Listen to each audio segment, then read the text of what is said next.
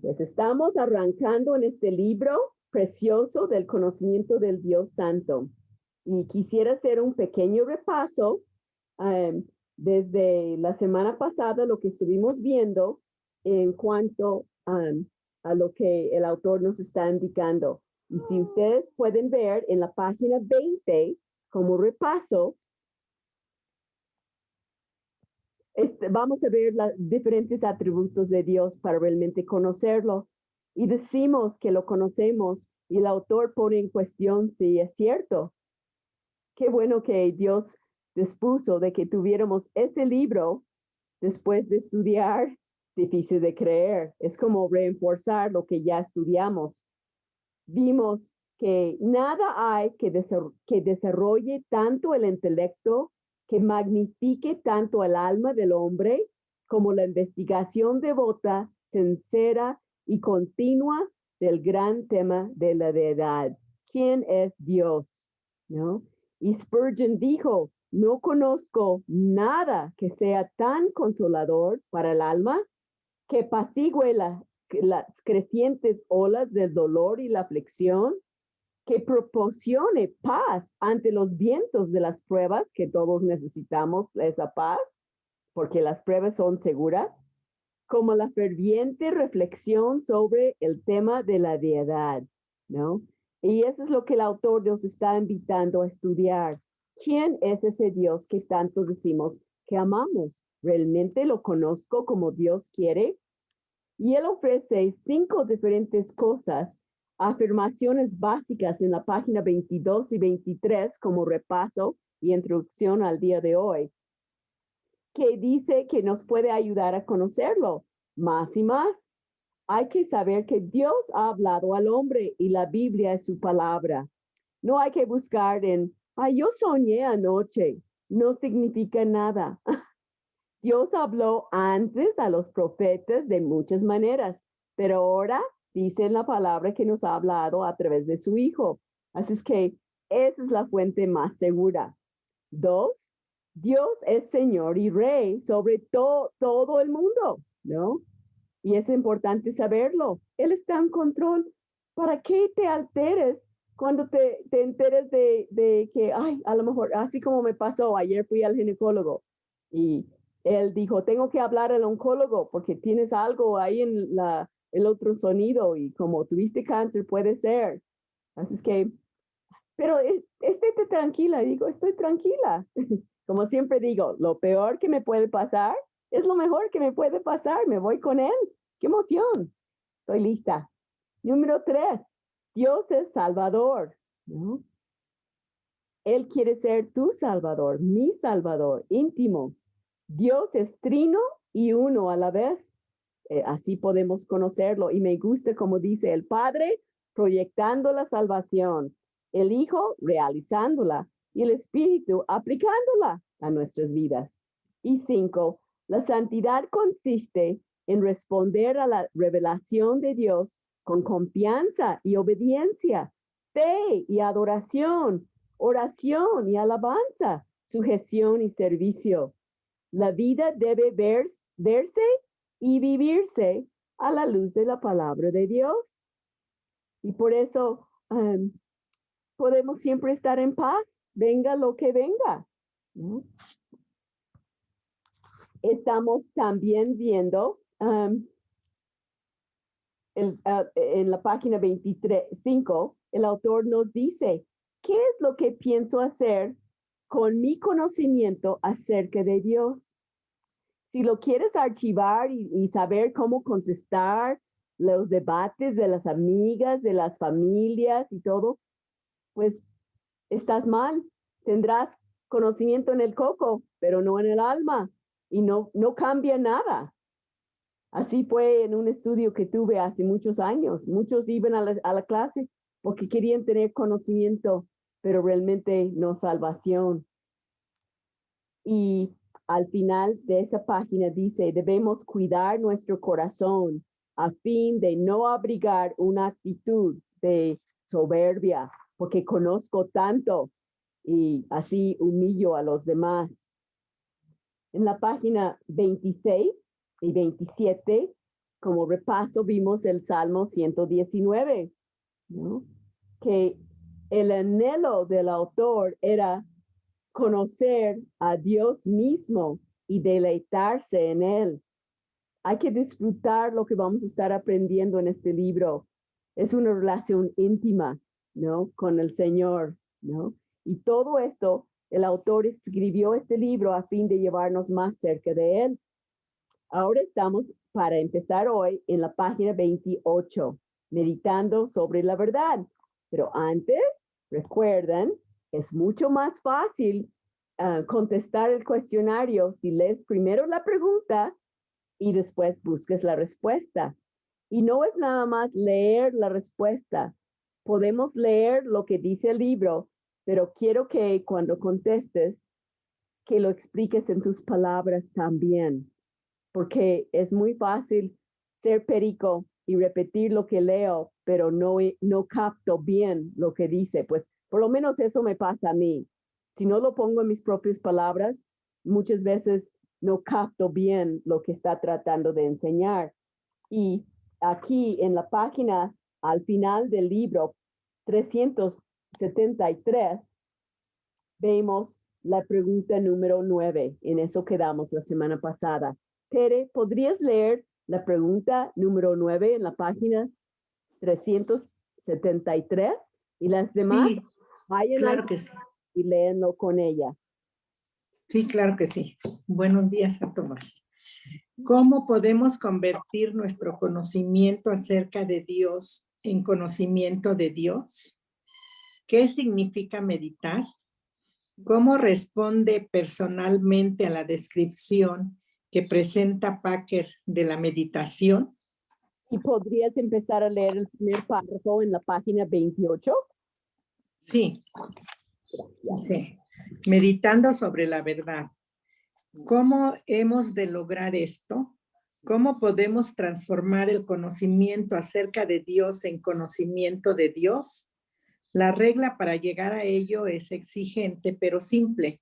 Consiste en que transformemos todo lo que aprendamos acerca de Dios en tema de meditación delante de Dios, seguido de oración y alabanza a Dios. Y de lo que viste ahí, ¿podrías dar algo de la respuesta a esa pregunta?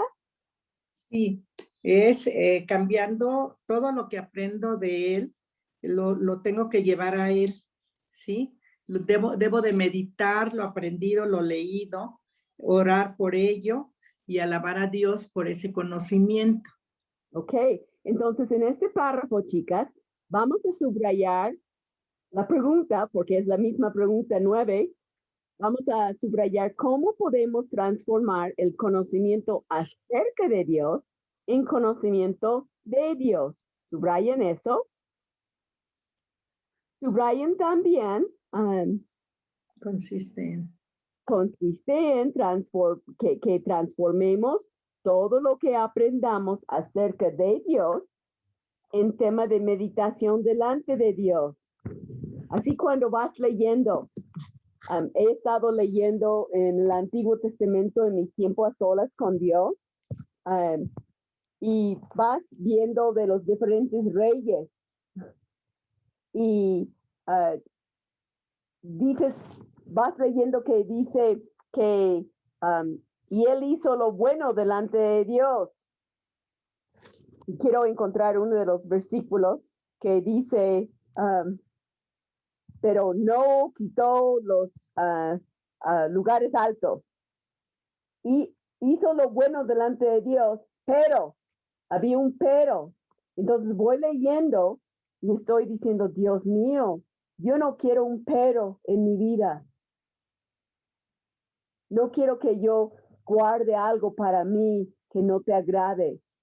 Esa es la idea de meditar sobre lo que estás leyendo, para que no sea nada más conocimiento de Dios, ¿no? Pero es algo más profundo acerca de Dios, sino es conocerlo a Él, es aplicar lo que aprendemos en la palabra. ¿Sí me explico? Eso es meditar. Entonces, en la página 173, donde dice la pregunta 9, puedes poner la página 28 al lado de la pregunta. Y en la página 28 puedes poner un 9 en el primer párrafo porque empieza a contestar para que lo encuentras. ¿De acuerdo? ¿O tienen duda? Ok. Porque así cuando lo vuelvan a leer con alguien, va a ser fácil encontrar la respuesta. Entonces, en la página 373, donde dice la pregunta 9, al lado del 9 van a poner página 28. Y regresando a la página 28, en el primer párrafo van a poner un 9 y saben que es la respuesta a la pregunta 9, pero hay más. Toñetita, ¿podrías seguir leyendo el siguiente párrafo? Y recuerden lo que estamos buscando. ¿Cómo podemos cambiar ese conocimiento acerca de Dios, de realmente conocerle y qué significa meditar? Mucho. ¿Ya? ¿Sí? Ok. Quizá tengamos alguna idea acerca de lo que es la oración, pero ninguna en cuanto a lo que es la meditación. Es fácil que así sea, ya que la meditación es un arte que se ha perdido en el día de hoy. Y los creyentes sufren gravemente cuando ignoran dicha práctica. La meditación es la actividad que consiste en recordar, pensar y reflexionar sobre todo lo que uno sabe acerca de las obras, el proceder, los propósitos y las promesas de Dios, aplicando todo a uno mismo. Es la actividad de pensar consagrado, que se realiza consistentemente en la presencia de Dios, a la vista de Dios, con la ayuda de Dios y como medio de comunión con Dios. Tiene como fin aclarar la visión mental y espiritual que tenemos de Dios y permitir que la verdad de la misma haga un impacto pleno y apropiado sobre la mente y el corazón. Se trata de un modo de hablar consigo mismo sobre Dios y uno mismo. Más aún, con frecuencia consiste en discutir con uno mismo a fin de librarse de un espíritu de duda, de incredulidad, para adquirir una clara aprehensión del poder y la gracia de Dios. Quisiera que subrayara empieza la meditación es. La meditación es la actividad que consiste en recordar, pensar, reflexionar sobre todo lo que uno sabe acerca de las obras, el proceder, los propósitos y las promesas de Dios, aplicando todo a uno mismo. Y recuerden, la pregunta atrás nos dice, ¿qué significa meditar? Y ahí está la respuesta. Entonces, también van a poner un 9 al lado de ese párrafo, pero ¿cómo podrías explicarlo en tus propias palabras, Toñetita? Ay, ay, ay. Si alguien quiere ayudarla, Sí, es no repetir lo mismo. ¿Qué significa eso? A ver, ¿puedo comentar algo? Yo creo que... ¿Vas a contestar la pregunta? Sí, pero es que, que tú preguntabas en nuestras propias palabras qué significaba meditar, ¿no? Según lo que leímos en ese párrafo, ponerlo en tus palabras. Es autoexaminarnos, pedirle a Dios que nos ayude y que nos muestre todo lo que debemos en qué debemos de reflexionar. Okay. De nuestras acciones, porque la verdad es que a mí me cuesta mucho trabajo verme a mí, o sea, a mí se me hace fácil ver a las demás personas y comentar de las demás personas, pero a mí me cuesta mucho trabajo verme a mí, entonces o sea, pedirle a Dios, muéstrame mi pecado, muéstrame qué debo de resolver y pedirte perdón. ¿Alguien más quiere comentar lo que significa Yo sí. el párrafo de la meditación, Lupita? Sí, sí, Elenita, gracias, buenos días a todas. Pues lo primero es meditar, o sea, conocer, leer, aprender acerca de Dios y primero meditar, analizar, reflexionar en eso que es Dios. Primeramente en conocer, en analizarlo, en recordarlo, estar delante de Dios para que Él nos ayude a entender esa grandeza, ese conocimiento. Y después de haberlo entendido y de haberlo reconocido delante de Dios, entonces sí voltear hacia uno, hacia mí, a ver mi pequeñez y a ver mi debilidad y tratar de aplicar que eso que Dios me mostró a mí. Ok, gracias. Yo también quería comentar que es como nos han dicho, ¿no? Lenita, estar rumiando la palabra, estar, memorizarla, recordarla y rumiarla, ¿no? Estarla masticando, estarla recordando, estarla repasando en nuestra mente, en nuestro corazón. Y como dice aquí, haciéndonos incluso preguntas con nosotras mismas, ¿verdad? Platicar con nosotras mismas y hablar la palabra y con Dios es una cosa muy hermosa porque tiene que ver también con el orar sin cesar, yo creo, ¿verdad? Estar platicando con Dios, hablando con Dios acerca de esa palabra que ahora memoricé, de esa palabra que ahora Él me enseñó, que Él me reveló, y estar aprendiéndola realmente y aplicarla a mi vida, pedirle a Dios también que me ayude a aplicarla a mi vida. Eso es lo que yo entiendo. Chicas, mi pregunta es, ¿lo hacemos cuando leemos lo que nos toca cada día? Si estás haciendo un plan para leer algo de la Biblia, o nada más leo y digo, ya cumplí, ya leí y cierro mi Biblia. Ajá. Esa es la pregunta que quiero invitarlas a pensar en lo que estamos leyendo. No es nada más cumplir, ya leí, ya taché lo que me tocaba, pero convivir con Cristo, con lo que estoy leyendo, pensarlo. Y habla, escucha, por favor. Escucho. No Elenita, te deja de hacer. Elenita, yo pido la palabra. Bueno, yo no lo hago, me cuesta mucho trabajo, sobre todo cuando estoy leyendo el Antiguo Testamento, no sé cómo aplicarlo, pero según nos ha enseñado el pastor Héctor, es decir, por ejemplo, dice, lee un versículo, dice, no tienes que leer todo un capítulo, con que leas un versículo, 2, 3 versículos y meditar en esos versículos nada más y recordar y aplicarlo a tu vida. Eso es lo que nos ha aconsejado él, pero por ejemplo el Antiguo Testamento se me hace bien difícil. Pero como estuve compartiendo que no en todo lo vas a meditar porque fulano engendró a fulana y así está, pues no es mucho para meditar, ¿no? Pero mencioné que diferentes personas reinaron y ese hizo lo bueno.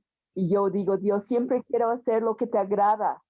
Él hizo lo bueno, pero no quitó los lugares altos. Ay, Dios, guárdame de que no hay un pero en mi vida, que yo no quite algo que debo, que tolere pecado en mi vida. Entonces lo estoy meditando, estoy pensando cómo lo aplico a mi propia vida. Y chicas, muchas veces toleramos pecado en nuestras vidas. Decimos, sí lo amo, pero... Elenita, se refiere, creo yo, más que nada a los atributos de Dios, ¿no? Meditar en los atributos de Dios y tratar de los atributos que son comunicables, pues tratar de imitarlos, de ser como atributos, pero es en toda la palabra de Dios, leyendo. Hemos llegado a los atributos, estamos por llegar. Okay. Elenita, yo creo que también algo que es importante es meditar en la grandeza de Dios que tenemos, que nos ha salvado, y darnos cuenta de que aún en nuestra pequeñez Él nos da la oportunidad de conocerle, y que eso nos debe de llevar a analizar todo lo que estamos estudiando y hacer un compromiso para que el Señor nos ayude a ponerlo por obra, porque sabemos que nosotros, como lo vimos, ¿no? Al leer las Reyes, ¿no? Fallaban en algunas cosas, no eran perfectos, pero yo creo que lo que Dios busca es que nosotros dependamos de Él más que de nuestras fuerzas y de lo que podemos hacer. Y eso lo podemos hacer al conocerlo más profundamente, porque nos da la confianza. Lo que leyó Toñetita, y ahorita te toca, Marisa. Adquirir una clara aprehensión del poder y la gracia de Dios. En eso andamos. Queremos tener una clara comprensión del poder y gracia de Dios. De donde coma y te paras y ya. ¿Ya empiezo? ¿Esto tiene? Sí. Elenita, Gloria, te quiero preguntar, estoy leyendo las descendencias en la Biblia, pero allí no le encuentro, así como para meditar. Ahorita ya, gracias a Dios, ya llegué a David y pues como que ya me empieza a recordar todo. Perdón. Gloria, a veces los nombres, fulano engendró a fulano y así, no pienso, ay, pues, ¿cómo puedo meditar en eso? Algunas cositas, a lo mejor no voy a meditar tanto para aplicarlo en mi vida, pero es importante porque es la palabra de Dios y quizá pensar, Dios, tú tenías un plan y guiaste a cada persona y no medito tanto en el contenido, sino en lo general de lo que estoy leyendo, ¿no? Porque Gracias. es impresionante como el linaje del Mesías fue escrito con tanta precisión para que nadie dudara que él era de ese linaje. Entonces no medito exactamente en lo que está escrito, sino en lo general, lo que abarca lo que estoy leyendo. Gracias. Gracias a ti. Marisa, ¿puedes Y perdón, Elenita, pero qué bueno que lo aclaras porque a mí me cuesta mucho trabajo justo esa parte que acabas de mencionar. A todos nos cuesta, Dianita, a todos. Mucho esa de que si era hijo y que si aquel no, pues ahí nunca puedo con esa parte.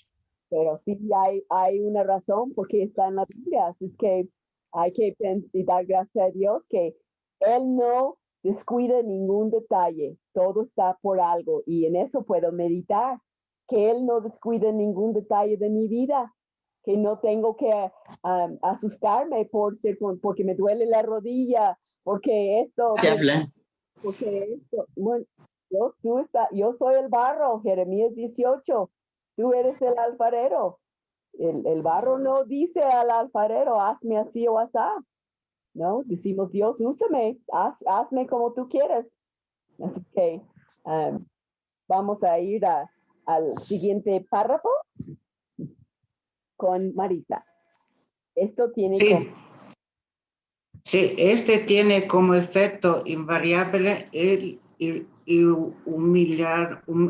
humillarnos cuando contemplamos la grandeza y la gloria de Dios. Nuestra propia pequeñez y pecaminosidad, así como también alentarnos y darnos seguridad, consolarnos, para emplear el vocablo en el antiguo sentido bíblico del mismo. Mientras contemplamos las inescrutable riqueza de la misericordia divina desplegada en el Señor Jesucristo. Estos son los puntos que destaca Spurgeon en el párrafo de su sermón citado al comienzo de este capítulo. Y son reales, verdaderos. Más fuerte. En la medida en que vamos profundizando más y más esta experiencia de ser humillado y exaltado.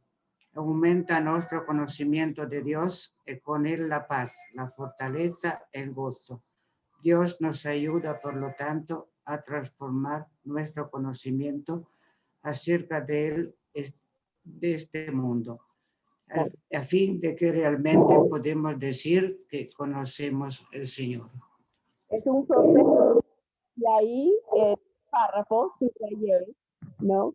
Humillarnos. Espérate. Eso es lo que sobresale en ese párrafo. Dios quiere humillarnos. Él quiere que nosotros realmente lo veamos su grandeza y si veo su grandeza, no quede de otro, voy a ver mi pecado. Y al contemplar su grandeza y la gloria de Dios, lo mío, entonces también es algo que impacta en mi vida, ¿no? Y al humillarme, mira las cosas que Dios causa o promueve en nuestras vidas. Me hace ver mi pequeñez, mi pecaminosidad, me alienta y me da seguridad, me consuele, ¿no? Todo por ver su grandeza y mi pecaminosidad, ¿no? Si soy humilde, voy a ser consolado, voy a tener seguridad, voy a confiar en Él. Y al final dice, en la medida en que vamos profundizando más y más, esta experiencia de ser humillados y exaltados aumenta nuestro conocimiento de Dios, ¿no? Hay que cambiar el conocimiento acerca de Dios en conocimiento de Dios. Y la única manera es vivirlo, ¿no? Aplicarlo, meditarlo, ponerlo por obra en nuestras vidas. Elenita, ¿puedo decir algo? En el párrafo anterior, vimos la última frase dice, para adquirir una clara aprehensión del poder y la gracia de Dios. Y bueno, como yo no entendía muy bien la palabra aprehensión, yo me fui al diccionario y ahí dice que aprehensión es capturar, ¿no? Entonces la idea aquí no es tanto de adquirir conocimiento, sino de capturar, ¿verdad? Lo que es el poder y la gracia de Dios. Entonces eso es lo que yo quería compartir. Gracias. Y hay en la página 373, Patti Fernández, ¿estás por ahí? En la página 373 hay algo opcional. ¿Podrías leerlo y contestar? En la 373 dice opcional. ¿Cómo se compara la meditación cristiana a las formas contemporáneas de la meditación que se enseñan en grupos como Misión de Luz Divina, Meditación Trascendental y Hare Krishna? No, pues son polos opuestos por completo. ¿Por qué? Porque en unos tengo entendido que es el dejar tu mente en blanco y esperar a que entren las ideas, pero el que entra normalmente es el enemigo de nuestra alma. ¿Y meditación bíblica qué dice? ¿Perdón? ¿Meditación bíblica qué dice? ¿Cómo es? En la palabra de Dios. Es en lo que debemos de meditar invariablemente para no errar el camino. Es entender el texto. Así es. Y estar pensando en lo que estoy leyendo. Sí, sí, definitivo. Además, esas filosofías se centran en cómo mejorar, pero cómo empoderarnos. Y hacen mucha énfasis en cómo podemos mejorar y cómo centrarnos, pero en nosotros mismos. Son egocéntricos, no cristocéntricos. Centrar en Dios y meditar es para glorificar a Dios. Y el resumen, ¿podrías leerlo, Patti, también? ¿Por qué es importante el estudio de Dios? ¿Cómo afectará su vida esta semana el saber esto? Hasta ahí, ¿verdad? ¿Y contestaste? Nada más las dos preguntas, ¿verdad? ¿Qué contestarías? ¿Por qué es importante el estudio de Dios? Porque si no, nunca voy a conocer a Dios. A mí me pasó antes de que yo leyera la Biblia, pues sí, iba el domingo, asistía al estudio, pero estaba yo como que en plano, no estaba en la profundidad con el Señor. Muy ¿Y bien. cómo afectará mi vida esta semana? Pues ya me abrieron más el camino, ¿no? ¿Sí? Estudiar acerca de Dios nos ayuda realmente a conocerlo y vivir lo que estoy conociendo. Es su voluntad. No es algo nada más de afuera, es Ajá. algo dentro, es ponerlo por obra. Así es, sí. Bueno, y esa es la idea. Agárrense porque ahí vamos a empezar. Capítulo 2. Vale, ¿podrías leer la primera pregunta del propósito y la primera pregunta, por favor, en la página 373 antes de empezar a leer capítulo 2? Sí, claro que sí. Buenos días a todas, hermanitas. Entonces, la primera pregunta, ¿verdad? El propósito. El propósito. Es el pueblo que conoce a su Dios. El propósito dice considerar si somos personas que conocemos a Dios. Es la pregunta de los 64 millones de los nuevos que ya son viejos, ¿no? Es un autoexamen, chicas. Ya lo vivimos en Difícil de Creer, ahora lo vamos a volver a ver, pero de otra manera. ¿Realmente conozco a Dios?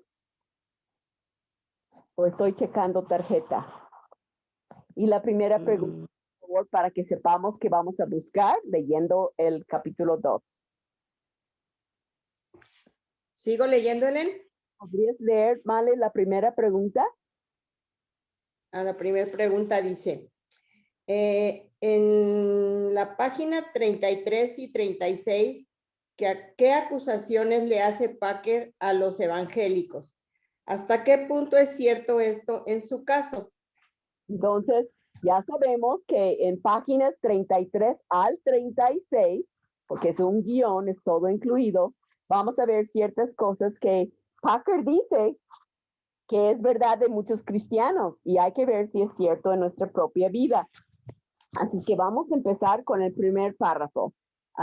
Amanda, ¿podrías leer el primer párrafo de capítulo 2 en la página 30?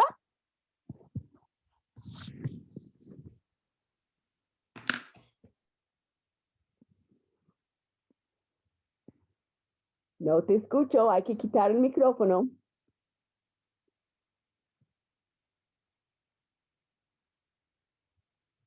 Ya estás fuera de práctica, Amanda.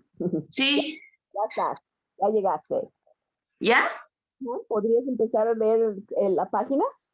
Sí. Capítulo 2. El pueblo que conoce a su Dios. En un día de sol me paseaba con un hombre erudito que había arruinado en forma definitiva sus posibilidades de adelanto en el orden académico porque había chocado con dignatarios de la iglesia en torno al tema del evangelio de la gracia.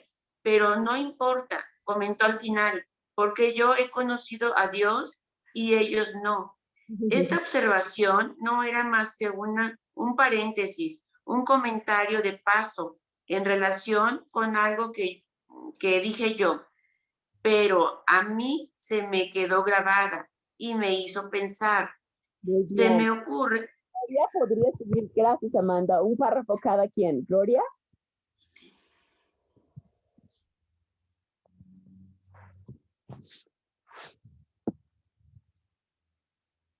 Podrías quitar el micrófono. Eso. Sí. Se me ocurre que no son muchos los que dirían en forma natural que han conocido a Dios. Dicha expresión tiene relación con una experiencia de carácter concreto y real, a la que la mayoría de nosotros, si somos honestos, tenemos que admitir que seguimos siendo extraños.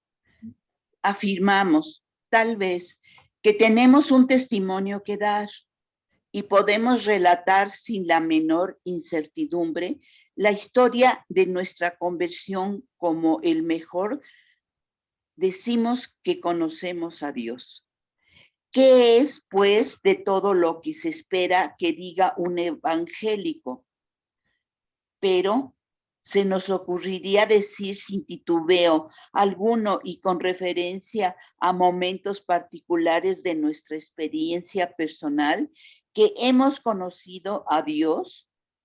Lo dudo, porque sospecho que para la mayoría de nosotros la experiencia de Dios nunca ha alcanzado contornos tan vívidos, sí, como lo que implica la frase. Así es que vemos que el autor está poniendo en tela de juicio si tú y yo realmente conocemos a Dios. A ver, Ale, ¿estás con un dedo que significa algo? Que no te oímos, pero ya.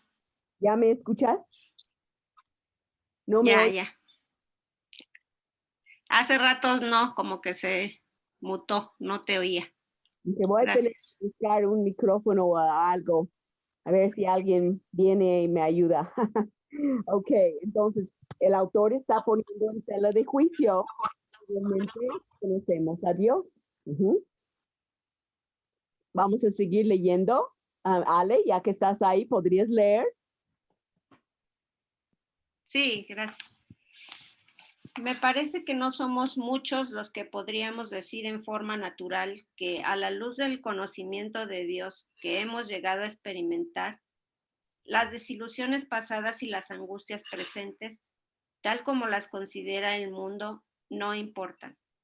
Porque el hecho real es que a la mayoría de las personas sí nos importan. Vivimos con ellas y ellas constituyen nuestra cruz, como la llamamos. Constantemente descubrimos que nos estamos volcando hacia la amargura, la apatía y la pesadumbre, porque nos ponemos a pensar en ellas, cosa que hacemos con frecuencia. La actitud que adoptamos para con el mundo es una especie de estoicismo desecado, lo cual dista enormemente de ese gozo inefable y glorioso que en la estimación de Pedro debían estar experimentando sus lectores. 1 Pedro 1:8.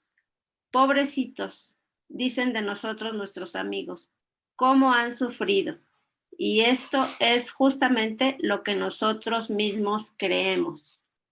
¿Tú te puedes identificar con eso?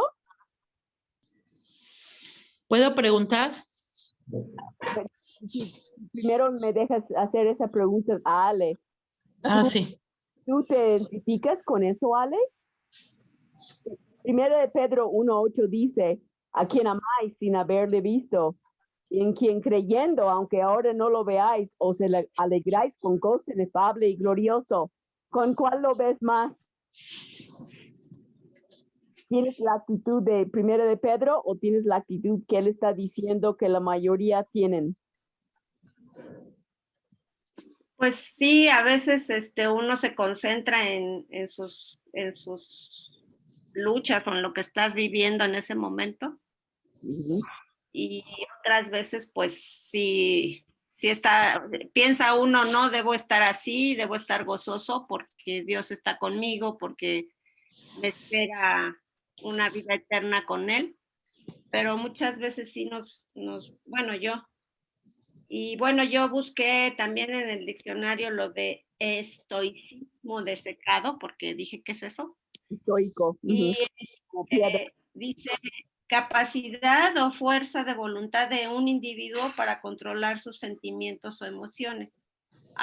Alguien estoico se mantiene firme ante la adversidad, por lo tanto pretende vivir de acuerdo a la razón y libre de pasiones. Entonces, uno pretende vivir, o sea que uno puede con su problema, con su adversidad y dice, no, yo puedo. Pero muchas veces pues no pensamos que Dios es el que nos da la fuerza, ¿no? Entonces, muy bien, y, bueno, sí,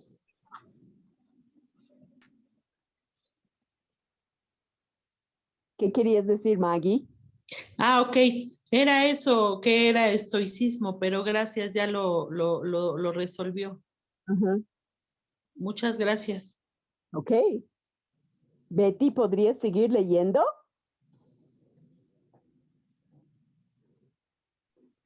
Claro que sí, gracias, Elenita. Dice, pero este heroísmo falso no tiene lugar alguno en la mente de los que realmente han conocido a Dios. Nunca piensan con amargura sobre lo que podría haber sido. Jamás piensan en lo que han perdido, sino solo en lo que han ganado. Pablo escribió. ¿Perdón? Subrayen eso. Nunca piensen con amargura sobre lo que podría haber sido. Jamás piensen en lo que han perdido, sino solo en lo que han ganado. Vivimos así, leímos, sea agradecida. Exacto. ¿Hizo un impacto en nuestras vidas? Es un autoexamen este libro. A ver, adelante. Pablo escribió, cuantas cosas eran para mi ganancia, las he estimado como pérdida por amor de Cristo. Y ciertamente aún estimo todas las cosas como pérdida por la excelencia del conocimiento de Cristo Jesús, mi Señor, por amor del cual lo he perdido todo y lo tengo por basura para ganar a Cristo y ser hallado en él a fin de conocerle. Está en Filipenses 3, 7 al 10. Cuando Pablo dice que estima las cosas que perdió como basura, no quiere decir simplemente que no las considere valiosas, sino que tampoco las tiene presentes de forma constante en la mente. ¿Qué persona normal se pasa el tiempo soñando nostálgicamente con la basura? Y sin embargo, esto es justo lo que muchos de nosotros hacemos. Esto demuestra lo poco que en realidad poseemos en lo que se refiere a un verdadero conocimiento de Dios. Y quisiera que subrayaran también, no quiere decir simplemente que no las considere valiosas, sino que tampoco las tiene presentes de forma constante en la mente, ¿no? Esto demuestra lo poco que en realidad poseemos en lo que se refiere a un verdadero conocimiento de Dios. Tú vives pensando, ay, si yo estuviera en otro lugar. Yo me acuerdo de unos misioneros hace años que estuvieron aquí. Yo iba a viajar a Los Ángeles y la esposa me dijo, ay, inhala el aire por mí. ¿Cómo? Inhala el aire por ti. Ella no estaba feliz de que Dios la había enviado como misionera aquí. Ella seguía añorando estar allá. ¿Tú vives añorando otra cosa? ¿Estás concentrando en lo que has ganado en Cristo o en lo que has perdido? Eso demuestra si conozco a Dios o no. Muchos de nosotros arriba de los 60 tenemos dolencias de aquí, de allá y en todos lados, ¿no? Otros han tenido problemas en matrimonio y hay sufrimiento. ¿En qué estoy concentrando? ¿En mis sufrimientos o en lo que he ganado en Cristo? Eso demuestra si conozco a Dios o no. Eso es lo que está diciendo el autor. Vamos a continuar leyendo. Maggie, ¿podrías leer página 31 abajo?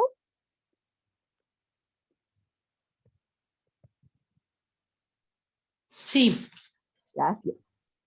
Conocer a Dios o conocer acerca de Él. En este punto tenemos que enfrentarnos francamente con nuestra propia realidad. Quizás seamos evangélicos ortodoxos. Estamos en condiciones de declarar el evangelio con claridad y podemos detectar la mala doctrina a 1 kilómetro de distancia.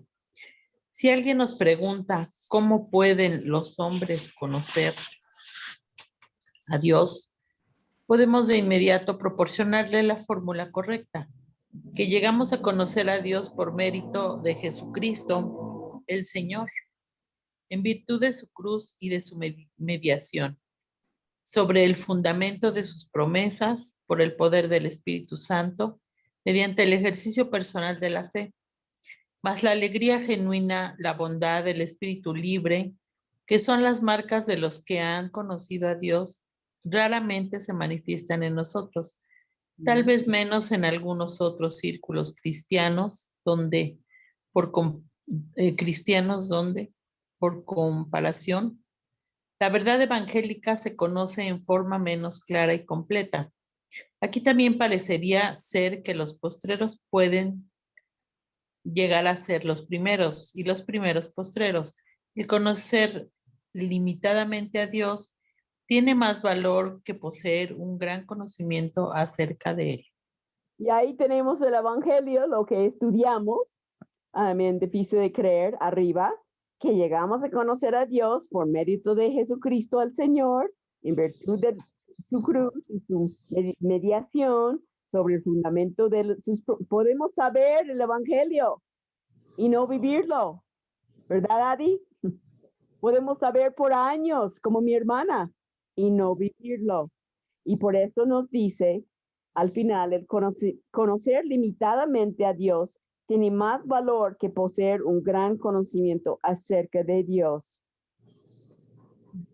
Dice ahí, después del Evangelio, más la alegría genuina, la bondad, el espíritu libre, que son las marcas de los que han conocido a Dios, raramente se manifiestan en nosotros.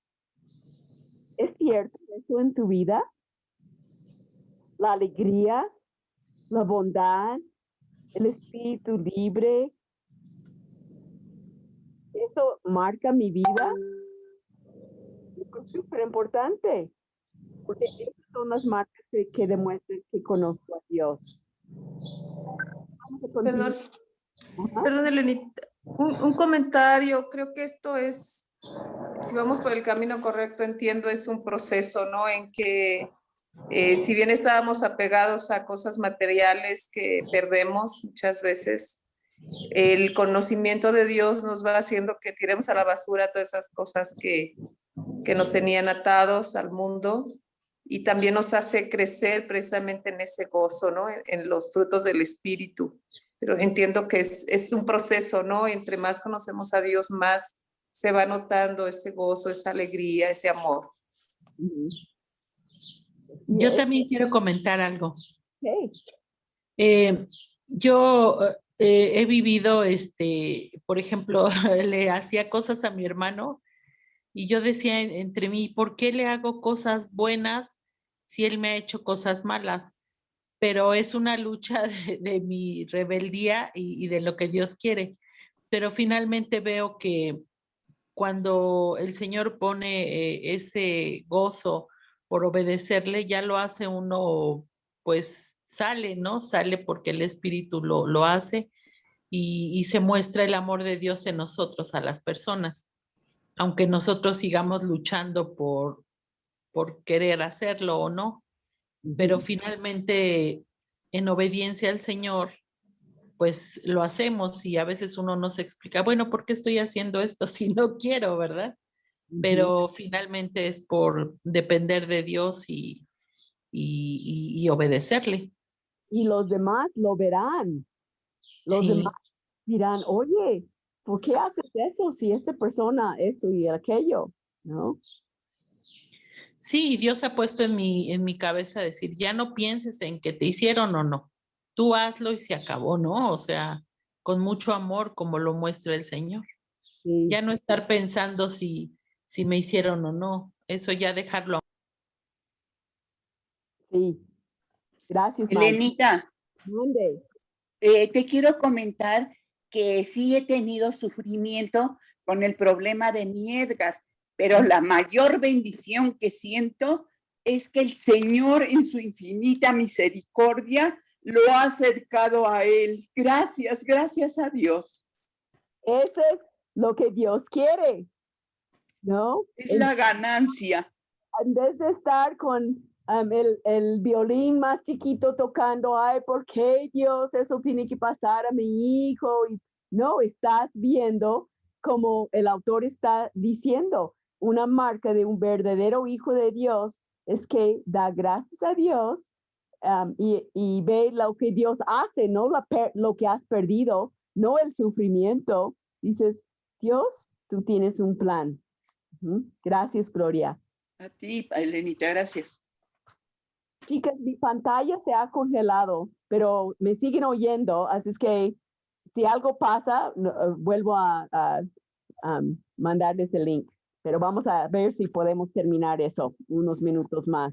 Vamos a continuar leyendo ahorita con Carolina. ¿Estás ahí, Carolina? Centrándonos.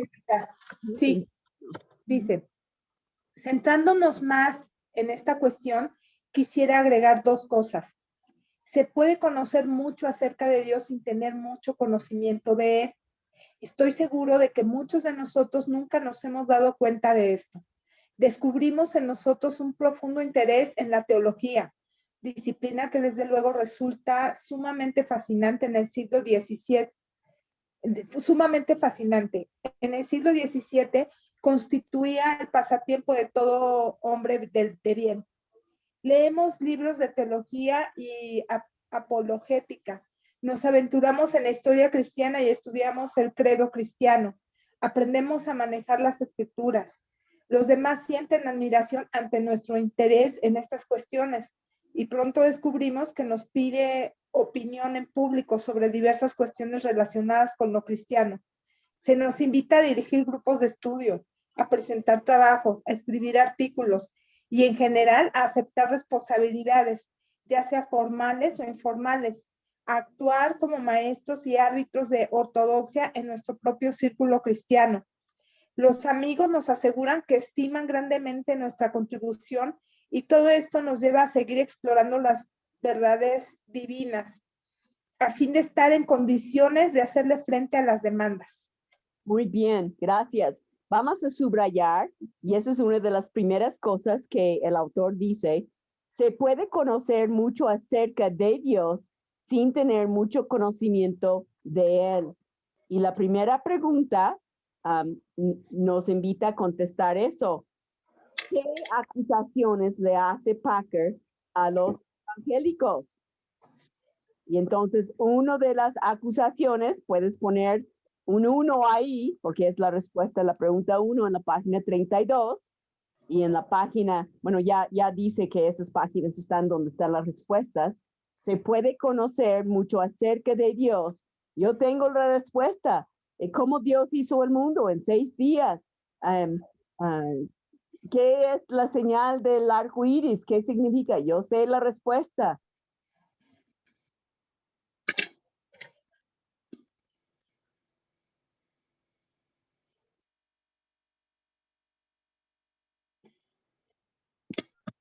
Ya se nos fue Lenita. Yo creo que ahorita regresa. Sí, se le estaba yendo. ¿Y todavía te duele tu brazo, Ale? Un poco, no mucho. Ya me quitaron el cabestrillo. ¿Ya? Sí, estoy con terapias y entonces estoy un poco adolorida, pero más o menos. Ahí voy. ¿Ande? ¿Ya tienes las 2 vacunas? No, me falta la segunda. Ah, ok. Todavía no la pone. ¿Te la quieres poner o no? Pues no quisiera porque ya me da cosa.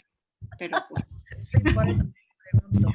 Oye, Ale, fíjate que a mi hija también le duele horrible el brazo con las vacunas cuando la tienen que vacunar. No sé a qué se deba.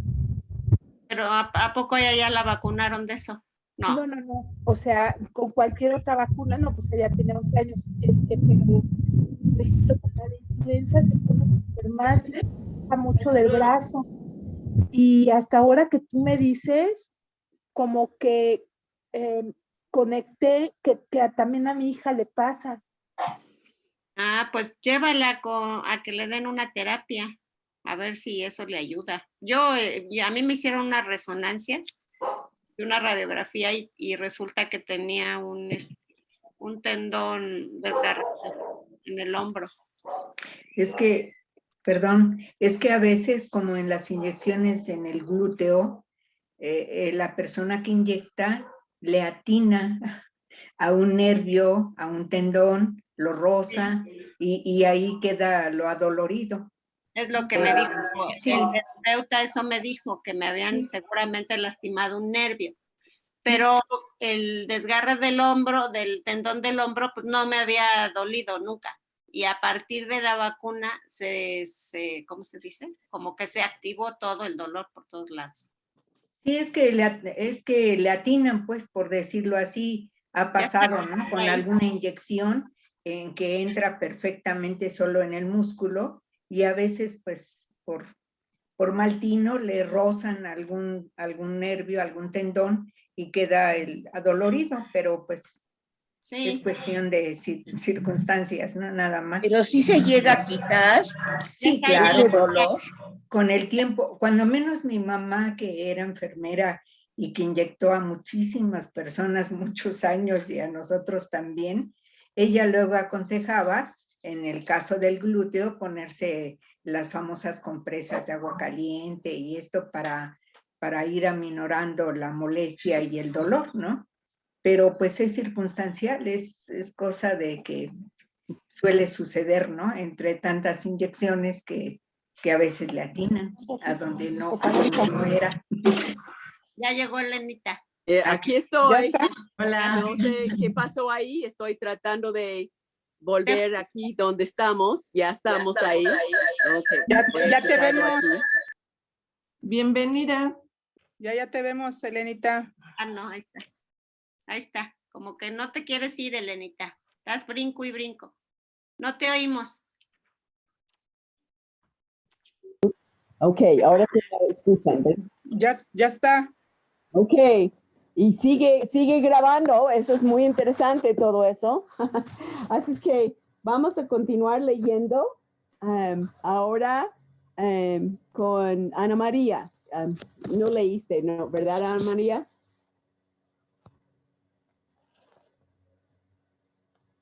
¿Me oyen? Sí, te escuchamos. Sí, te escuchamos. Sí. Y Ana María se fue. Entonces, Mica, ¿podrías leer? Sí, gracias. Buenos días. Hola. A ver, estamos en el número 2. Estamos aquí, leímos hasta el final de página 32, estamos en 33. Ajá, gracias. Todo esto es muy bello, pero el interés en la teología, el conocimiento acerca de Dios y la capacidad de pensar con claridad y hablar bien sobre temas cristianos no tienen nada que ver con el conocimiento de Dios.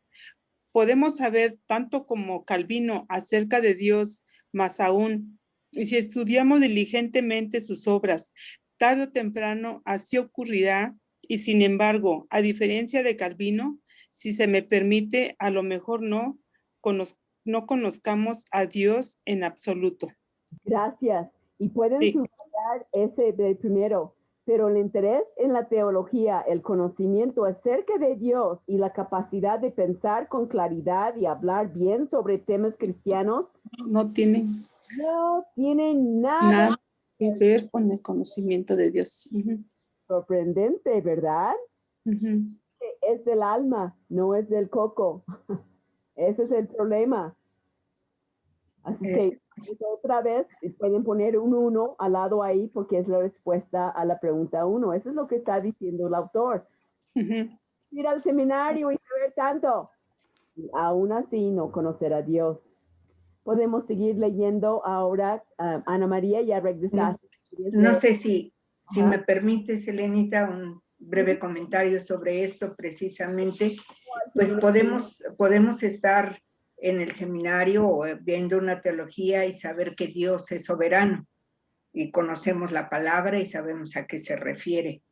Pero de pronto, cuando vivimos una pandemia, conocemos la soberanía de Dios. Sí, sí, y vemos cómo Él provee en tantas maneras y Él tiene un plan en medio de todo eso. Gracias. Ana María. Sí. Podemos tener mucho conocimiento acerca de la santidad sin tener mucho conocimiento de Dios. Esto depende de los sermones que uno oye, de los libros que lee y de las personas con quien se trate. En esta era analítica y tecnológica, No faltan libros en las bibliotecas de las iglesias, ni sermones en el púlpito que enseñen cómo orar, cómo testificar, cómo leer la Biblia, cómo dar el diezmo, cómo actuar si somos creyentes jóvenes, cómo actuar si somos viejos, cómo ser un cristiano feliz, cómo alcanzar consagración, cómo llevar hombres a Cristo, cómo recibir el bautismo del Espíritu Santo, cómo hablar en lenguas y en general cómo cumplir todos los pasos que los maestros en cuestión asocian con la idea de ser un cristiano creyente y fiel. No faltan tampoco las biografías que describen para nuestra consideración las experiencias de creyentes de otras épocas. Y ahí te faltó leer una parte cuando dice cómo recibir el bautismo del Espíritu Santo o en algunos casos cómo evitarlo, ¿no? Okay. Cómo hablar en lenguas o también cómo justificar las manifestaciones pentecostales, ¿no? O sea, entonces la acusación número 2 del autor, aquí podemos subrayarlo en número 2, podemos tener mucho conocimiento acerca de la santidad sin tener mucho conocimiento de Dios.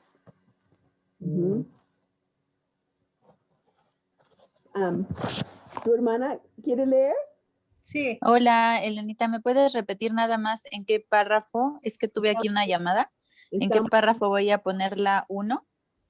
Ahí en el primer párrafo y el segundo. Ok.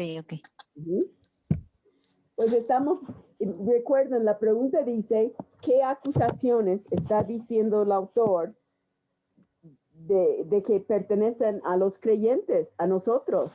Y ya vimos que uno es que se puede conocer mucho acerca de Dios sin tener mucho conocimiento de Él, en la página 32.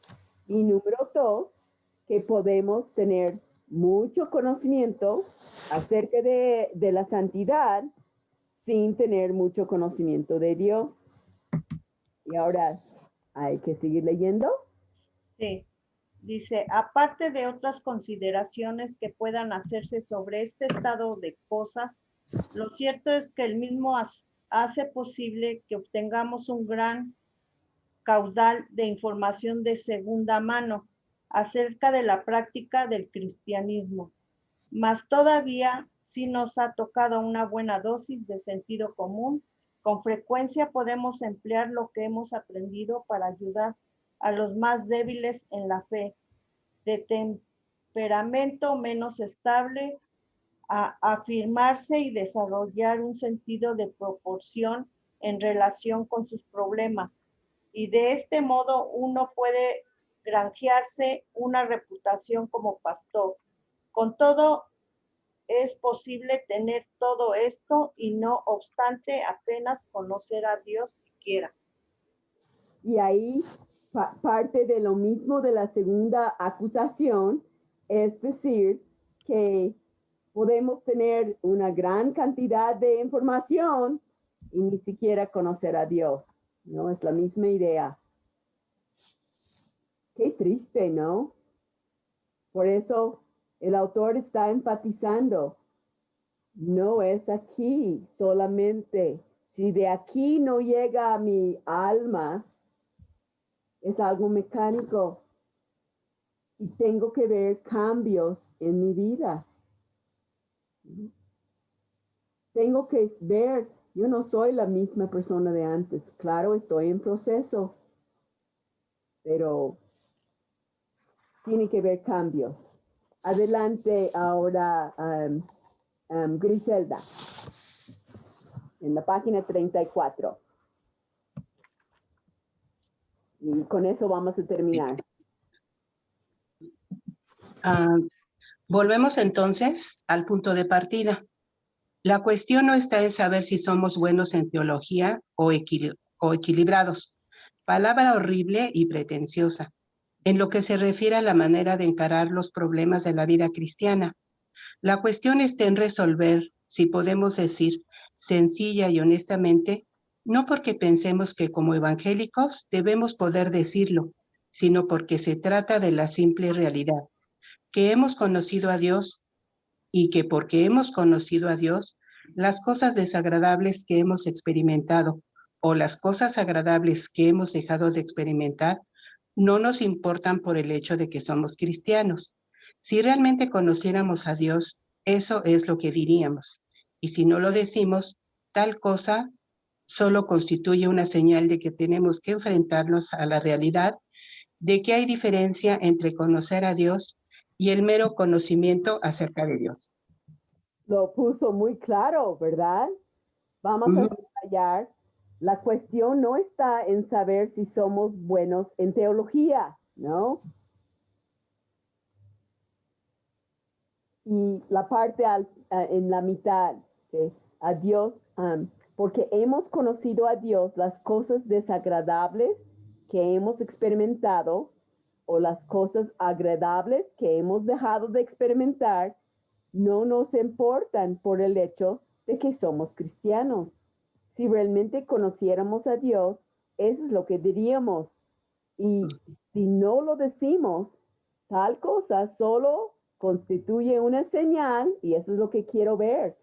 Yo me quejo de lo que me pasa y lamento lo que no tengo, o descanso en que Él me está dando lo que Él quiere darme.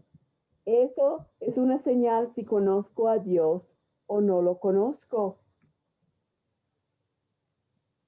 Así es que hemos visto algunas cositas que el autor está diciendo, ¿no? ¿Quién podría hacer un repaso y decirme alguna de las cosas contestando la primera pregunta? ¿Qué cosas está diciendo, poniendo, acusando a los creyentes? A ver, ¿quién quiere decir una cosa? A ver, yo algo, hermanita. Sí, Nica. Pues yo lo que alcanzo a comprender y alcanzo a entender aquí de lo que hemos leído, nos está diciendo que a veces hay personas que tienen mucho conocimiento de la palabra de Dios y no están firmes no están firmes en dar a conocer que en realidad tienen ese gran conocimiento de Dios, sino yo creo que hay personas de que no estudian tanto y se les ve la entrega de Dios, o sea, comparten el evangelio, le sirven a Dios con humildad, con sencillez y eso es algo que pues puede pasar, o sea, a mí me pasa. Es por eso habla de que tenemos que ser humildes. Ajá, sí. En el trato que tengo con los demás. Ajá, sí, hermanita. Gracias. Sí. ¿No? Y esto es un proceso de por vida, chicas. Así es que, pues... Estamos en proceso. Estamos en proceso. Vero, ¿podrías guiarnos en oración por este tiempo? ¿Es una de estas para las anotaciones? Con gusto. Oremos, amado Señor y Padre nuestro que estás en el cielo, te damos gracias en esta mañana por la oportunidad tan grande que nos diste el día de hoy de estudiar este libro. Gracias por la vida de Packer. Gracias por enseñarnos a conocerte verdaderamente. Señor, no permitas que nos envanezcamos en nuestros conocimientos teóricos, sino ayúdanos a ponerlos por obra, a reflejar tu vida en la nuestra, a honrarte en cada paso que demos y sobre todo a proclamar tu evangelio, dar esas buenas noticias de la que nosotros somos beneficiadas, hemos sido beneficiadas con la salvación eterna que sin merecerlo tú nos has concedido. Te damos gracias por la vida de Lenita, gracias por su amor, toda la capacidad, la sabiduría de lo alto que tú le has concedido y que ella comparte sin ton ni son. Todo lo que hemos aprendido de ella precisamente ha sido por su ejemplo, no tanto por su conocimiento. Gracias, Señor, por esto. La ponemos en tus manos, ponemos su vida, su salud, y pues, Señor, que tu voluntad, que es buena, agradable y perfecta, podamos aceptarla de manera humilde, de manera verdadera, válgase la redundancia, que sabiendo que tú, todo lo que haces para tus hijos nos ayuda a nuestro bien. Y también ponemos en tus manos todas las peticiones de cada una de nuestras hermanas. Muchas gracias porque podemos acercarnos a ti, al trono de tu gracia, por los méritos de nuestro Señor Jesucristo, por quien oramos y agradecemos. Amén. Amén.